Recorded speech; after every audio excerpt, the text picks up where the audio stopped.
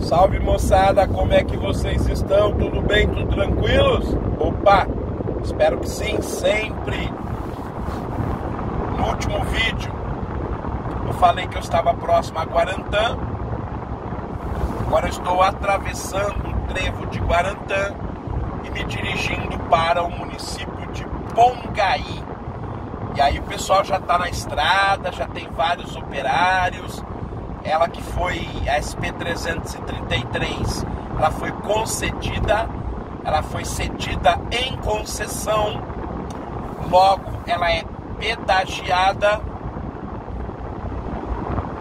e desta maneira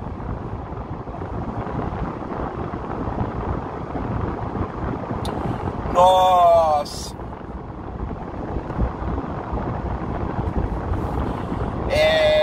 estamos em processo de manutenção frequente com áreas interrompidas. Bom, mas no último Viagens com o Sorzão, nós estávamos falando sobre a hidrografia da América do Sul, porque o interesse nosso é trabalhar a hidrografia do Planalto Ocidental Paulista, seção Centro-Oeste Paulista. E nós analisamos duas grandes bacias sul-americanas, a bacia hidrográfica do norte, que é a bacia hidrográfica do Rio Orinoco, e a bacia hidrográfica do centro-norte, que é a bacia amazônica. Agora nós vamos falar da bacia do Paraná, que na verdade ela é chamada de bacia platina, uma vez que o Rio Paraná, que já recebeu o Rio Paraguai, engrossou ainda mais o seu impressionante volume, na sua foz, e a foz do Rio Paraná é em delta. Eu tive o prazer de conhecer esse delta. É um sistema incrível de canais. Inclusive, eu estive nesses canais. É uma viagem quando você vai a Buenos Aires, que a gente chama de Foz do Tigre. Fui até a cidade de Tigre, inclusive, e tive esse privilégio de conhecer aí a foz em delta do Rio Paraná. Só que essa foz, gente, ela não é tão destacada, e às vezes não é nem considerada a foz do Rio Paraná, porque o Rio Paraná, antes de chegar no Oceano Atlântico, ele vai encontrar o Rio Uruguai. E aí se unirão as águas do Rio Uruguai com as águas do Rio Paraná, formando uma foz conjunta Paraná-Uruguai, que nós chamamos de Rio da Prata. A junção do Rio Paraná com o Rio Uruguai é o que nós chamamos Rio da Prata. E é uma área enorme, uma área imensa. Muitos colonizadores, quando viram essa área imensa, chamaram de Mar del Plata, já que é uma área que foi colonizada pelos espanhóis. Então muitos chamam de Mar da Prata, outros chamam de Rio da Prata. Mar não é um nome, digamos, adequado, mas é um nome histórico, tem valor histórico, então é respeitado, é dito, é popular. Por quê? Porque é uma região de água doce, no máximo salobra, de mistura da água doce com a água do Oceano Atlântico, que é salgada. Daí o nome salobra, água salobra, que é uma água com um teor de sal maior do que aquele que a gente pode consumir. Bem, então essa foz é uma foz que mistura duas fozes, né? Dois tipos de foz, já que a do rio Uruguai é em estuário, ou seja, uma boca só, enquanto a do rio Paraná é em delta, ou seja, vários canais. Então mistura o rio Uruguai com o rio Paraná e forma o Rio da Prata, que é o fim, né, dessa bacia. Evidentemente os espanhóis, quando aqui chegaram, fim do século XV, o objetivo deles era a exploração dos metais e dos minerais preciosos, e eles encontraram no antigo vice-reinado do Rio da Prata, no norte desse vice-reinado, onde hoje é o território da Bolívia, já nos contrafortes da Cordilheira dos Andes, uma mina de prata impressionante, como diziam os espanhóis, uma montanha de prata na cidade que atualmente chama-se San Luis de Potosí. Aliás, os espanhóis, eles vão ficar bastante espantados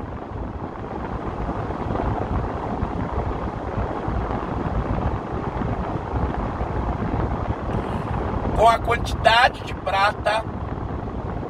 Por isso vão batizar a Argentina com este nome, Argentina, que quer dizer terra da prata. Argentina vem de argentum. Argentum em latim é a prata. Então Argentina, terra da prata. Na verdade, a prata hoje, como eu disse, pertenceria ao território boliviano. Mas, gente, era tanta prata que os espanhóis, aquela linguagem tipicamente exagerada que os ibéricos usam, eles diziam que no vice-reinado do Rio da Prata havia dois sóis: o sol do céu e o sol do brilho da prata das minas de Potosí. Tal a quantidade de prata que foi exposta. Para que você faça uma ideia, Eduardo Galeano, no seu extraordinário livro As Veias Abertas da América Latina, ele diz que foi subtraída tanta prata da América Espanhola, sobretudo das minas de Potosí, que seria possível construir uma ponte ligando Buenos Aires até Madrid, atravessando todo o Atlântico. Tanta prata que foi subtraída da América do Sul. Não é à toa que o livro se chama Veias Abertas da América Latina. É assim que nós trabalhamos para os outros. Nós trabalhamos para os outros enriquecer e não trabalhamos para nós enriquecermos, mostrando o quão subdesenvolvido, quão atrasado é a América do Sul. Ok? Bom, meus caros, descrevendo um pouco dessa área, dá para entender por que a bacia por onde corre esses rios tão importantes chama-se Bacia Platina. A Bacia Platina ela é muito curiosa, ela banha o centro-sul da América do Sul. Por que ela é muito curiosa? Porque ela é formada por 3 eixos. É como se fosse uma bacia formada por 3 rios principais. quando na verdade uma bacia hidrográfica, da forma que eu descrevi até agora, ela só possui um rio principal. Muitos autores, inclusive, descrevem a região como formada por 3 bacias e não por uma. A maior parte considera uma, por isso a denominação Bacia Platina, mas outros consideram 3 bacias: a Bacia do Paraguai, a Bacia do Paraná e a Bacia do Uruguai. Bem, eu vou utilizar a nomenclatura mais aceita, Bacia Platina, e 3 eixos. O eixo do rio Paraguai atravessa a maior planície do mundo, que é a planície do Pantanal. Aliás, no verão quente e chuvoso, o rio Paraguai transborda e alaga a bacia do Pantanal, formando milhares de lagoas. Uma delas chega a atingir 100 mil quilômetros quadrados, quase metade da extensão do Pantanal, que é de 250 mil quilômetros quadrados. Ou seja, é a maior lagoa temporária do planeta. Ela é chamada de Lagoa Charaíes e ela fica com 100 mil quilômetros quadrados. Se você olhar o mapa do Brasil, lá no litoral do Rio Grande do Sul, você vai ver a maior lagoa brasileira, que é a Lagoa dos Patos, tem um pouco mais que 10 mil quilômetros quadrados.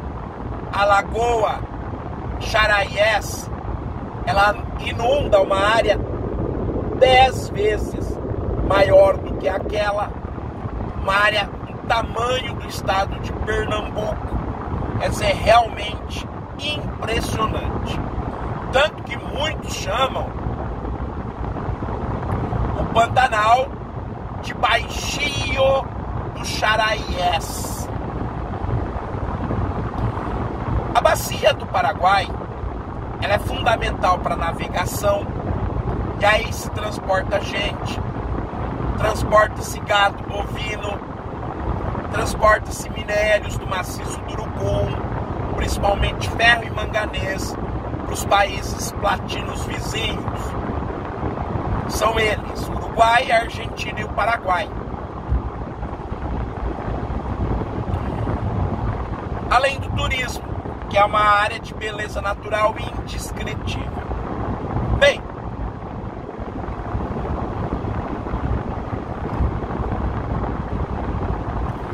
aí nós temos a bacia ou eixo do rio Uruguai.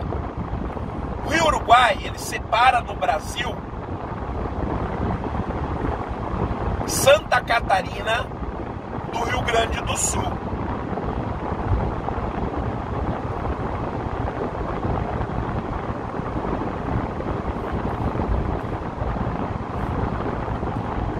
E esse rio, ele nasce da confluência de 2 pequenos rios, o Canoas e o Pelotas. O Canoas vem do lado catarinense, o Pelotas vem do lado gaúcho. Eles se encontram e daí formam o rio Uruguai.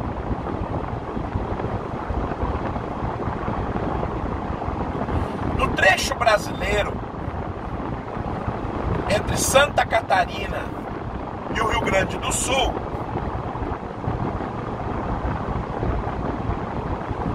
você tem um rio de Planalto. Inclusive, uma hidrelétrica importante chamada Usina Hidrelétrica de Itá. O Sul, com exceção do estado do Paraná, ele não tem muitas usinas hidrelétricas. É uma região que tem bastante carvão de qualidade questionável, é verdade.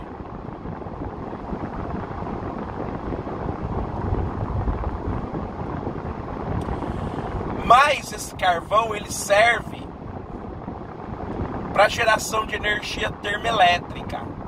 Então Santa Catarina e Rio Grande do Sul, na realidade brasileira, eles são utilizadores e utilizam muita energia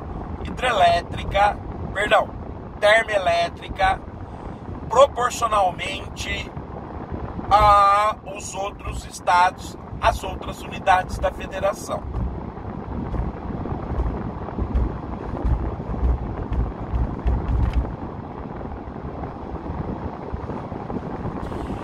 Mas, como eu disse, no Rio Uruguai nós temos a usina hidrelétrica de Itá.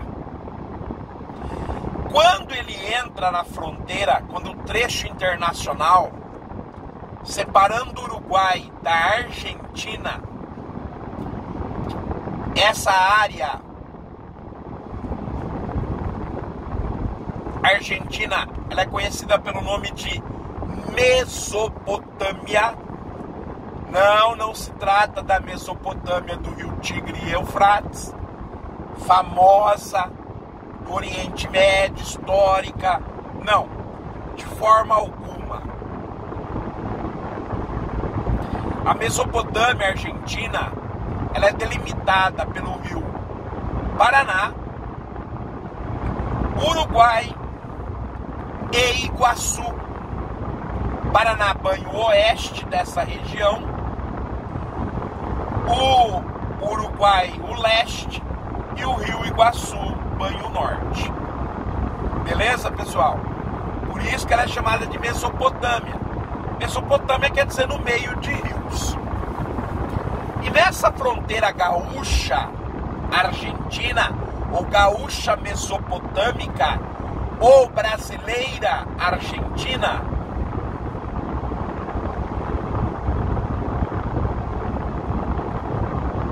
ele se torna um rio de planície. Ele se torna um rio de planície.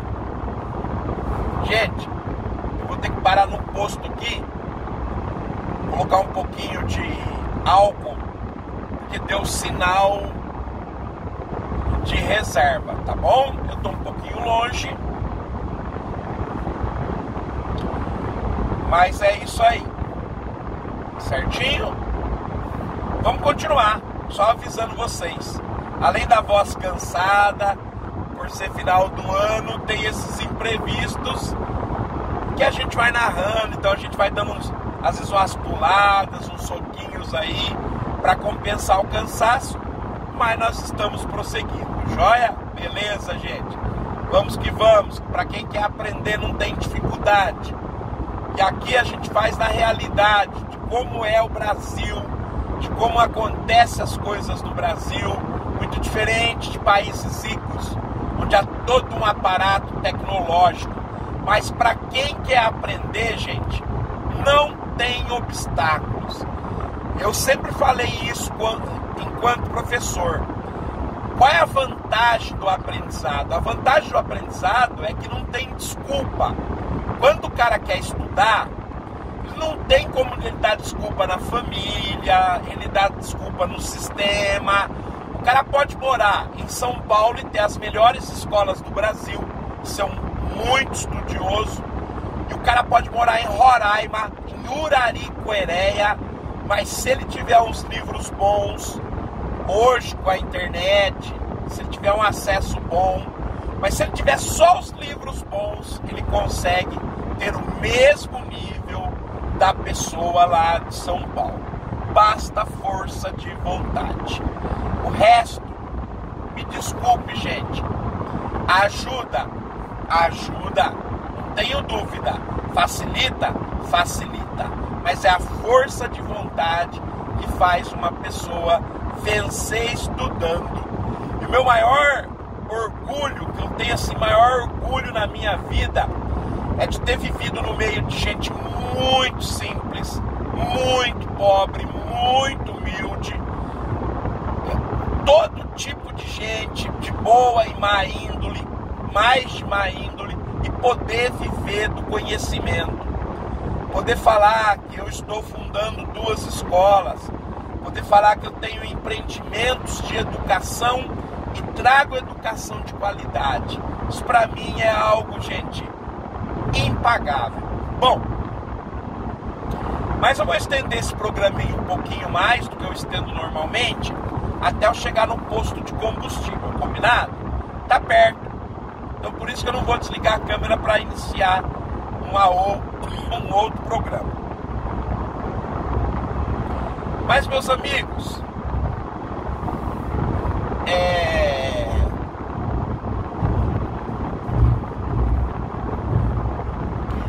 eu estava falando sobre o rio Uruguai. E o rio Uruguai, no trecho internacional, ele é um rio de planície. E nessa área, ele serve para escoar produtos agrícolas e pecuários, tanto do lado brasileiro, quanto do lado argentino, quanto do lado uruguaio. Porque depois que ele abandona a fronteira Brasil-Argentina, ele ainda faz a fronteira Uruguai-Argentina. Então nesse trecho, ele é muito utilizado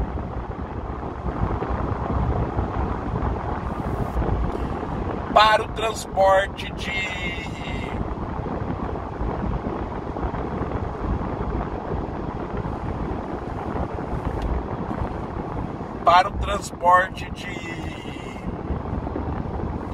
produtos agrícolas e produtos pecuários, soja, trigo, entre outros produtos. Ele é considerado um eixo extremamente importante do Mercosul, que é o mercado comum do Sul e que integra o Brasil aos países latinos. Bem, vou parar por aqui. Tá passando pelo pedágio. Eu preciso parar para abastecer. A rodovia tá pesada.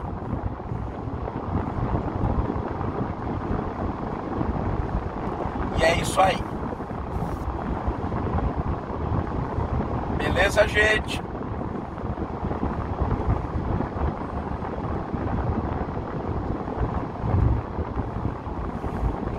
Forte abraço.